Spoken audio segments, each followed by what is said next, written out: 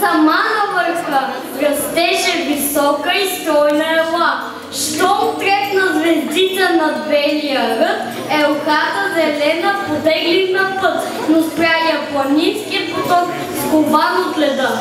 Елхице, сестрице, къде тръгна в студа? Не се ли боиш да пътува сама? Деца в градчета и села, не викат сега, за тях ще бъда красива коледна елха. Край пътя посрещна я стария дъб, погали елхата попита със скръб.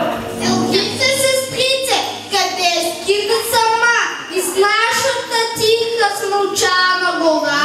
Приятелюве, отивам сега при най-добрите деца.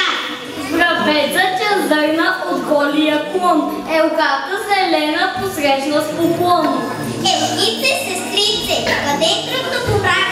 Не се ли страхуваш от бури и сняг? На гости ми каже, мой мили мравец, децата в своя празничен дворец.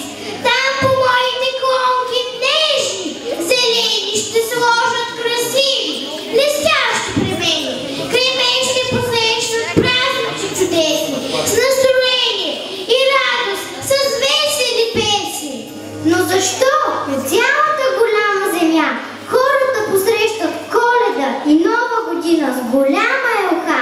Как тя е станала част от тези празници чудесни и хората пеят около нея коледни песни?